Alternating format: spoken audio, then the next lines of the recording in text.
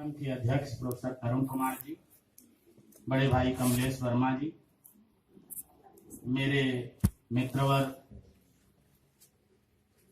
Doctor Prabhat Kumar Mishra ji, doctor Lakshman Prasad ji, Shivshankar Singh ji, सभागार में सामने बैठे professor Chandrakala Tripathi ji, professor Balraj Pandey ji, professor के सिंह जी, आदरणीय मंगल मूर्ति जी और साहित्य के सुधी विद्वज्जन। और मैं ये कहूंगा कि जो शिवपूजन सहाय में दिलचस्पी रखने वाले चंद मुअज्जिज हाजिरी, बहुत सारी चर्चा हुई है जिसका जिक्र प्रभात ने किया। चूंकि गोष्ठी की जब शुरुआत हुई थी पहले सत्र में, तो मुझे ऐसा लगा कि कुछ कहा गया कि यह सारस्वत यज्ञ वगैरह, और मैं बहुत डर गया क्योंकि यज्ञ वगैरह में तो, और मैं प्रोफेसर चंद्रकला त्रिपाठी का मैं शागिर्द हूँ, तो वो कहीं भी अपने लिए एक स्पेस निर्जित कर लेना, ये मैंने उन्हीं से सीखा है। तो इतना स्पेस मैंने बना लिया है कि वो सारस्वत टाइप का यह नहीं होगा और होना भी नहीं चाहिए। विचार गोष्ठियां सारस्वत यज्ञ नहीं होती। जिस नवजागरण की चर्चा हुई उस प्रभात ने कहा कि बिहार का वह पूरा बेल्ट छूट गया है, और वह स्वाभाविक है कि वह छूट गया है, क्योंकि जिस नवजागरण पर चर्चा हुई है उस नवजागरण पर, हिंदी नवजागरण पर चर्चा नहीं हुई है। समूचे नवजागरण विमर्श के मैं संदर्भ में कह रहा हूं, गोष्ठी के संदर्भ में नहीं। वह रामविलास शर्मा के हिंदी नवजागरण पर ज्यादा चर्चा हुई। इसलिए आप देखिए, बिहार नहीं, आप गौर से देखिए, सुदूर पश्चिमी प्रांत हरियाणा जो हिंदी नवजागरण का बेल्ट है, जिसको कहते हैं आप पश्चिमोत्तर प्रांत, उसके मशहूर लेखक माधव प्रसाद मिश्र की कितनी उपेक्षा। और माधव प्रसाद मिश्र अकेले ऐसे लेखक हैं जो द्विवेदी युग में द्विवेदी जी की जो औपनिवेशिक आधुनिकता है उसके खिलाफ लड़ाई छेड़ते हैं। वो सनातनी है, वो भारत धर्म महामंडल से जुड़े हुए व्यक्ति हैं, और उन्होंने द्विवेदी जी के खिलाफ एक लेख ही लिखा, बेवर का धर्म। एक खास तरह की बुद्धि विवेकशीलता उस नवजागरण के दौर में, जिसकी उपज है शिवपूजन सहाय। शिवपूजन सहाय इसलिए महत्वपूर्ण है, इसलिए तो महत्वपूर्ण है कि उनका लेखन का परिमाण और उसकी रेंज बहुत बड़ी है, रचनात्मक वैचारिक सब। वह इसलिए अधिक महत्वपूर्ण है जिसका जिक्र शायद मेरे मित्र प्रभात ने किया, बहुत अच्छा किया। दो चीजों का उन्होंने जिक्र बहुत अच्छा किया, जिस पर मैं थोड़ी सी बात करूंगा।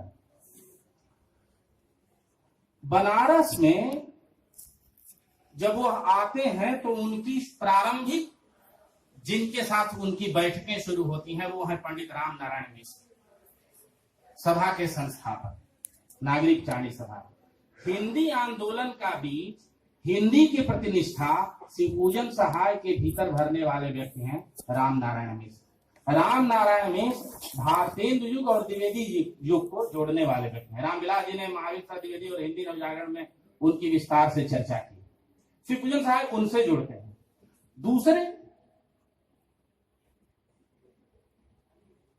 कल से ही कहा गया, हमारे आज के सत्र के अध्यक्ष महोदय और कई लोगों ने कहा, और अक्सर यह गोष्ठियों में बहुत बार कहा जाता है कि उस दौर का अगर फला फला चीज देख लिया जाए तो उसका इतिहास लिखा जा सकता है। और यह बनारस है, मुझे याद है, मैं और प्रभात एक गोष्ठी में थे, नामोर के निमित्त गोष्ठी हो रही थी। वहां लोगों ने, 20 लोगों ने यह कहा कि अगर उस दौर का ये चीज देख लिया जाए तो उसका इतिहास लिखा जा सकता है। अब बनारस तो बनारस है। एक सज्जन थे, वो खड़े हुए, उन्होंने कहा कि लिखी के ये लिखी मतलब हम यह करेंगे, हम लोग इस पर चर्चा करेंगे कि लिखा जा सकता है। आपने कोई पहल की, मैंने कोई पहल की क्या? स्वाधीन जिस नवजागरण की शिवपूजन सहाय उपज है, वह हिंदी नवजागरण के अंतिम व्यक्ति, अंतिम महत्वपूर्ण व्यक्ति हैं, जो उस ज्ञान कांड को लेकर स्वाधीन भारत में 15-16 साल तक उस ज्ञान कांड को फलीभूत करते हैं, जिस ज्ञान कांड को उन्होंने छायावाद और द्विवेदी युग से उठाया है। महावीर प्रसाद द्विवेदी से वह कितने प्रभावित हैं, यह द्विवेदी अभिनंदन ग्रंथ के संदर्भ में, जिसका जिक्र चिदानंद जी ने किया, बहुत मार्मिक संदर्भ है। द्विवेदी जी के उन पूरे बंडलों को तो शिवपूजन सहाय भी नहीं देख पाए थे, जो काम था द्विवेदी जी का। 6-7 बंडलों को ही देखा था। एक जगह लिखा उन्होंने कि एक लेख था 14 पेज का, जिस पर पूरा पेज द्विवेदी जी ने लाल रोशनाई से रंग डाली। शिवपूजन सहाय ने टिप्पणी की, कैसे इतिहास में घटित होती हैं चीजें। कहा कि एक मिडिलची लेखक के लेख को खूबसूरत बनाने के लिए द्विवेदी जी ने अपने को झोंक दिया। आप गौर से देखिए, कहना न होगा कि शिवपूजन सहाय का स्वास्थ्य, उम्र का बड़ा हिस्सा, समय तमाम मिडिलची लेखकों के लेख को उन्नत बनाने में लगा। अगर वह नहीं करते तो वो बड़े काम कर सकते।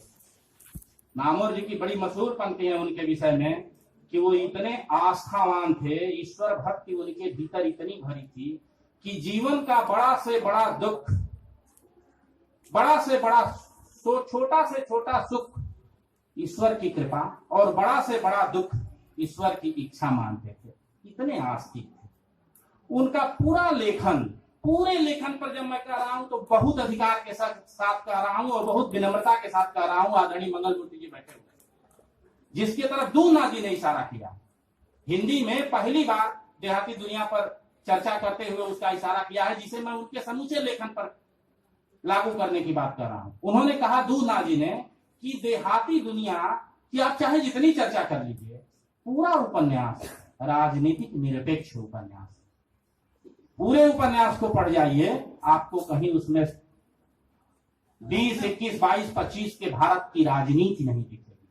समाज चिंतन है, वह गांधीवाद से प्रभावित है। गांधीवाद का जो दक्षिण पंथ है, गांधी के भीतर का जो दक्षिण पंथ है, शिवपूजन बाबू उससे ज्यादा प्रभावित। ग्राम सुधार वाले प्रसंग में मैं कह रहा हूं, स्त्रियों के प्रसंग में मैं कह रहा हूं, वो विधवा विवाह के समर्थक है, लेकिन अक्षत यमुना उसके समर्थक है, क्योंकि भारत धर्म महामंत्र। इसलिए मैं कहता हूं कि नवजागरण पर जब बात की जाए तो बड़ी सावधानी से की जाए। वो किसी तरह से इसका मतलब यह नहीं है कि शिवपूजन सहाय प्रतिगामी लेखक हैं, उन पे आप दक्षिण पंथ खोजिए, ये कहने का मतलब नहीं है। कहने का मतलब है कि वो कहां कहां क्या कहते हैं, आप इसकी देखिए। पूरे उनके वैचारिक लेखन में क्या यह बात गौर करने योग्य नहीं है कि उसमें राजनीति नहीं है? 42 के आंदोलन की ताक डायरियों में भी आपको नहीं मिलेगी। क्या यह गौर करने की बात नहीं है? कहीं गांधी जी का संदर्भ प्रभात ने अच्छा किया कि उसको दिखाया, और वो है। साहस के संदर्भ में मैं नहीं कह रहा। पूरा लेखन राजनीति से निरपेक्ष है। उनके लेखन का वह ग्लोरियस हिस्सा, उनके वह संस्मरण है जिनके द्वारा कहा गया कि इतिहास लिखा जा सकता है। इतिहास लिखा जा चुका है, इतिहास लिखा है उस पूरे दौर का लोगों ने। और उनके अत्यंत ही अभिन्न मित्र विनोद शंकर व्यास ने तो मुकम्मल किताब लिखी है, प्रसाद और उनके समकालीन। जितनी उपेक्षा आप कहते हैं, सामग्री देखने पर ऐसा नहीं लगेगा कि उतनी उपेक्षा हुई है। 1958, 57, 58 के आसपास दो लोग शिवपूजन सहाय पर नए ढंग से विचार कर रहे थे। ये हमारी जहालत है कि हमने उसे देखा ही नहीं। हम उसे देखने की जहमत नहीं लेना चाहते, ये हमारी समस्या है। शिवपूजन सहाय का दो लोग मूल्यांकन 57, 58, 59 के दौर में कर रहे थे। दोनों बहुत महत्वपूर्ण था, इत्तेफाक से दोनों उनके मित्र थे। शांति प्रिय द्विवेदी का एक लेख है, ये बहुत लंबा लेख है, शिवपूजन सहाय की साहित्य साधना। और विनोद शंकर व्यास ने तो जो लिखा, प्रसाद और उनके समकालीन, कलम तोड़ दी शिव जी पर लिखते हुए। वैसा विनोद शंकर व्यास नहीं लिख सकते। 10 साल जो बनारस में रहा, शिवपूजन सहाय रहे, कोई ऐसा दिन नहीं हुआ कि प्रसाद, विनोद शंकर व्यास और प्रसाद के भांजे एक साथ बैठते न। वो कितने बड़े व्यक्ति थे, आप इससे अंदाजा लगाइए कि महाकवि प्रसाद अपनी कोई रचना पहली बार शिव जी से पढ़वाना चाहते थे कि उसे उन्होंने पढ़ा कि नहीं। तितली 30 दिन उनके पास रखी रह गई, पत्नी की तबीयत खराब थी। बक्सर से उन्होंने जो खत लिखा तितली के विषय में कि ऐसा है, ऐसा है, ऐसा है। कितने बड़े बड़े रंगभूमि, पूरा रंगभूमि शिव जी का करेक्शन किया हुआ है। कामायनी का अंग्रेजी अनुवाद इसी बनारस हिंदू यूनिवर्सिटी के प्रोफेसर साहनी साहब ने जो अंग्रेजी अनुवाद किया, विनोद शंकर व्यास ने कहा कि इसे शिव जी को दिखा लीजिए।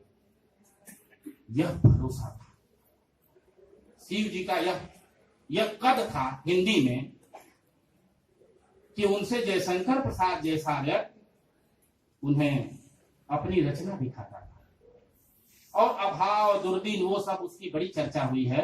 मैं जिस बात का जिक्र करना चाहूंगा वो संक्षेप में शिवपूजन सहाय मारवाड़ी सुधार से जो यात्रा शुरू करते हैं और जो मतवाला तक जाते हैं, मतवाले से जब वह निकलते हैं दुलारे लाल भार्गव माधुरी के लिए, तो एक खास प्रसंग है जिसका जिक्र रामविलास जी ने किया है।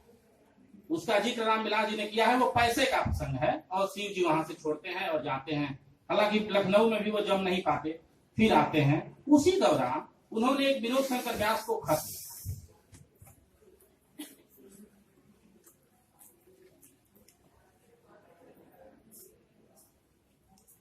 उन्होंने लिखा, परिश्रम ज्यादा कीर्ति कम अधिकार कुछ नहीं, मानसिक पराधीनता बर्दाश्त करने की आदत नहीं। हाँ, मेरी सिधाई से बहुतों ने अनुचित लाभ उठाया है। अब एकांत में बैठे बैठे जो कुछ हो सके उसी से गुजर करने की इच्छा है। घरेलू झमेले भी बहुत हैं। कुछ जो नंदनलाल छोटे भाई वो उस परिवार का भी प्रसंग है। घरेलू झमेले भी बहुत हैं। यहाँ से घर बहुत दूर है, हर महीने वहां जा नहीं सकता। फिर अग्रवाल प्रेस ने नालिश कर दी है। विवाह में बाद में जो विवाह के नाम पर जो दावत की, उसमें अग्रवाल प्रेस से पैसे लिए थे, वो पैसा लौटा नहीं सके। प्रसाद जी को कई बार विनोद शंकर व्यास में लिखते हैं कि बाबू साहब को मत बताइएगा, वो खुद ही अपने झमेले में पड़े हुए हैं, वो बताना नहीं चाहते। इतना स्वाभिमान इतना और ज्ञान मीमांसा की तड़प इतनी, चाहते हैं कि नवजागरण की पूरी ज्ञान मीमांसा को हिंदी में ला दें। अब ऐसा तो संभव नहीं, कोई जादू की तो छड़ी है नहीं, उनके पास कोई ऐसा साधन नहीं। इन सब चीजों को उन्होंने उनके जीवन का अलिखित कीर्ति स्तंभ बिहार राष्ट्र भाषा परिषद है, जिसे उन्होंने वहां पूरा किया। आप कल्पना करें कि हिसी बनारस में रहते हुए और आज 21वीं शताब्दी में जब न तब हम सुनते हैं कि ज्योतिष का विश्वविद्यालय खुलना चाहिए, इसका खुलना चाहिए, कर्मकांड का खुलना चाहिए, इसका भी खुलना चाहिए, ये सब हम लोग सुनते हैं। इसी बनारस में रहते हुए विज्ञान प्रचारणी सभा की स्थापना की महामहोपाध्याय पंडित सुधाकर द्विवेदी ने। और भारत में विज्ञान चेतना का भारतीय युग में कैसे विस्तार हो रहा था, द्विवेदी युग में कौन कौन लोग आ रहे थे, गणित का इतिहास लिखा महामहोपाध्याय पंडित सुधाकर द्विवेदी ने। शिव जी सबसे परिचित थे। इसलिए जब बिहार राष्ट्र भाषा पहुंचे तो उन्होंने मोतीचंद का 7वां छापा। विज्ञान और गणित की परंपरा नाम से गिरधारी लाल शर्मा चतुर्वेदी की किताब छापी। इलाहाबाद विश्वविद्यालय के प्रोफेसर केमिस्ट्री के प्रोफेसर सत्यपाल से उन्हें मालूम था कि नवल किशोर प्रेस से कुंज बिहारी लाल गुप्त ने गणित पर एक किताब लिखी है, जो किताब मिल नहीं रही।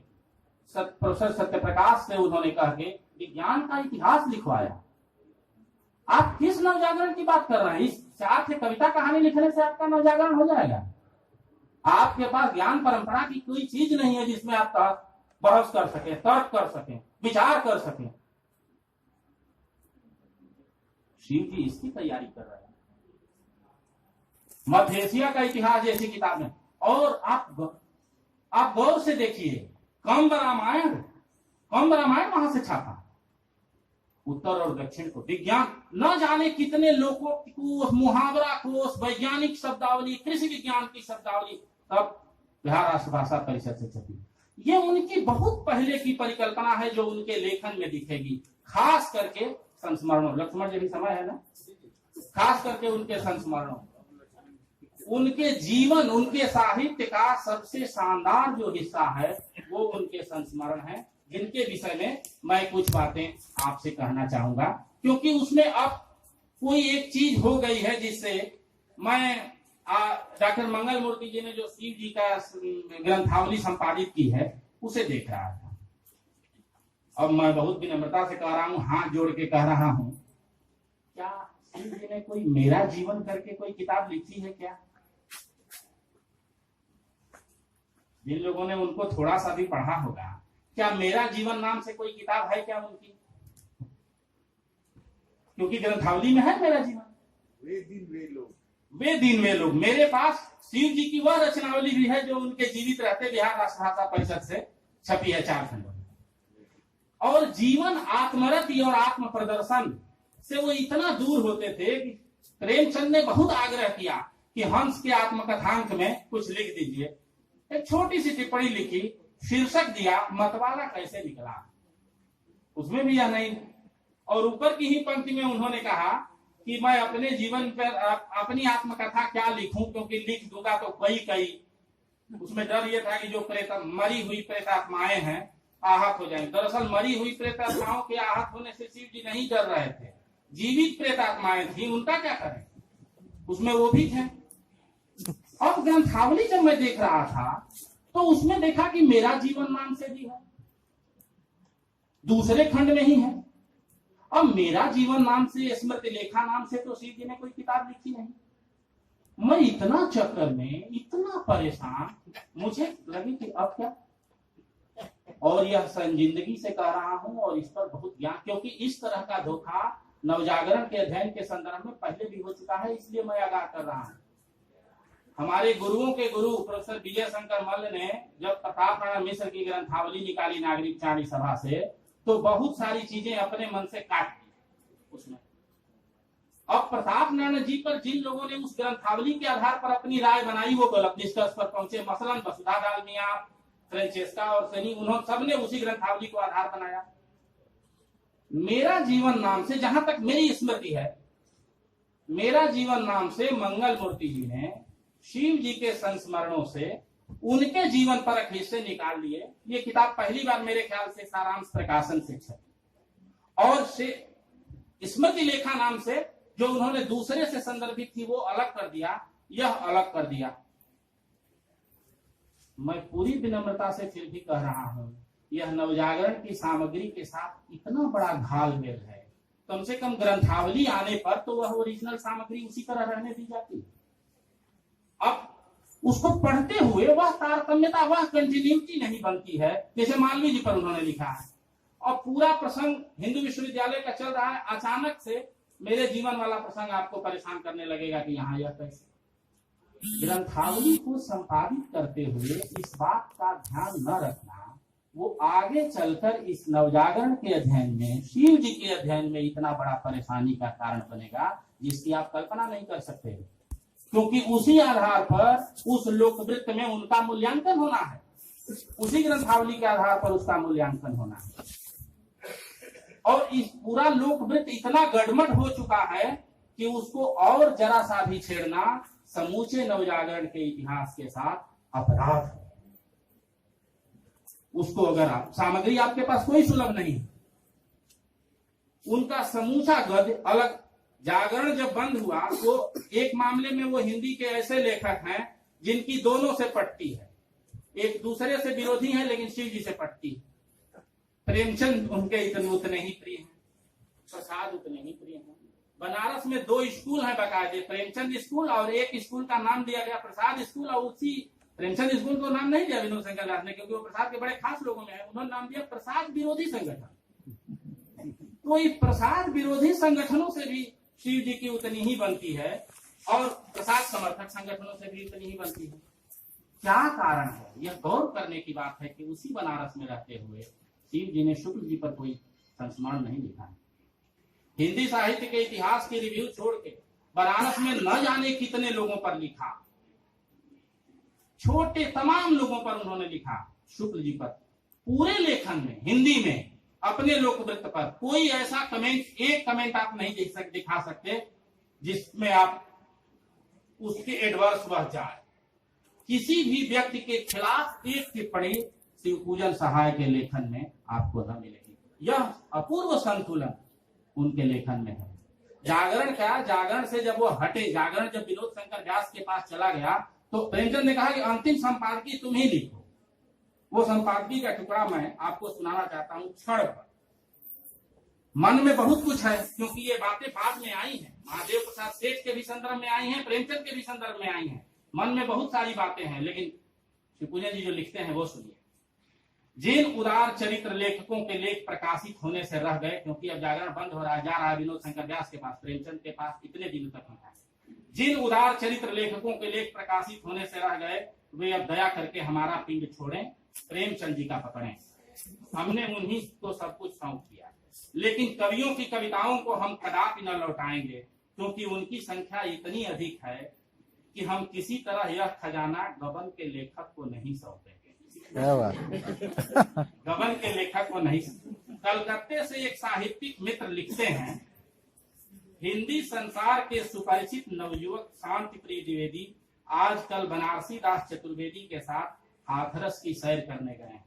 वहां से वे लोग मैनपुरी जिले के मक्खनपुर स्थान में जाकर प्रसिद्ध शिकारी पंडित श्री राम शर्मा की बगिया में पपीते का पेड़ देखेंगे, जिसमें 1.25 सेर का फल लगा है। और यहाँ हमने भी सुना है कि राय कृष्णदास ने तार दिया है कि उस पपीते का बीज जरूर लेते आना।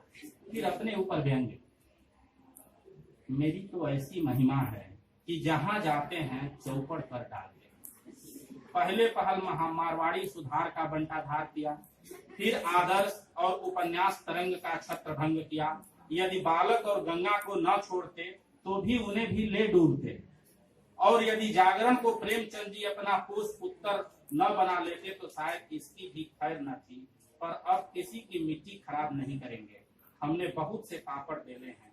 अब एक तारा लेकर केवल यही गाया करेंगे, अबलो नसानी अबला नसई है। जय श्री राम। यह होता है, यह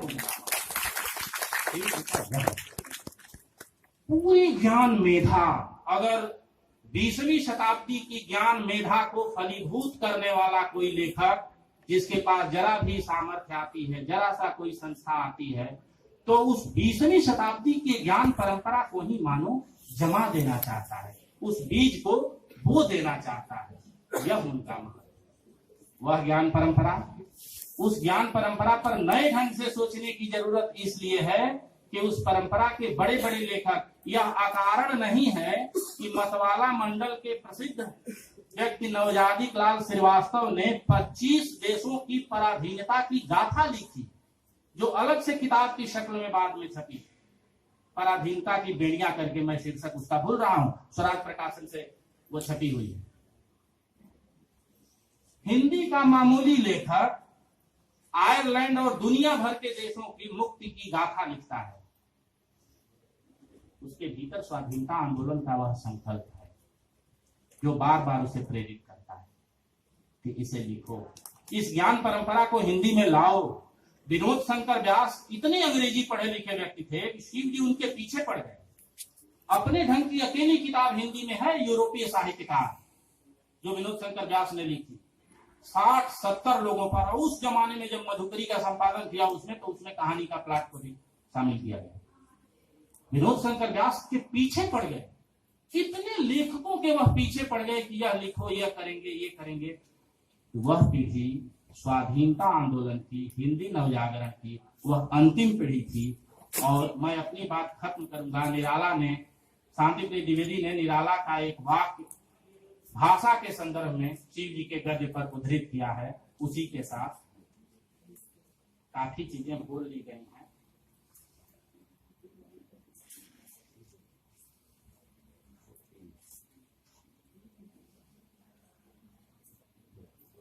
प्रसंग चल रहा है कि किस छायावादी गद्य को अगर देखना हो तो हम लोग अक्सर कह देते हैं कि प्रसाद का गद्य देखिए, पंत का देखिए, महादेवी। शिव जी का गद्य हम नहीं कहते कि शिव जी के गद्य पर विचार करिए। छायावादी गद्य का सर्वोत्तम रूप शिवपूजन सहाय के गद्य में दिखता है। निराला एक प्रसंग है, वो पूछते हैं शांति प्रिय द्विवेदी से, ऐसे भी महाकवि की नहीं बनती है। पता ना वह कैसे बैठे हैं, अब पूछा उन्होंने। निराला ने कहा, पंत और शिवपूजन दोनों की भाषा संस्कृति संस्कृत निष्ठ है, किंतु शिवपूजन है आस्तिक गृहस्थ, पंत है श्रद्धालु कवि कुमार। यद्यपि दोनों की भाषा में चित्र राग है, तथापि गार्हस्थ्यिक बंधन की तरह शिवपूजन की भाषा विधि विधान से बधी है। वही कहावतों और मुहावरों से वह टकसाली भी हो गई है।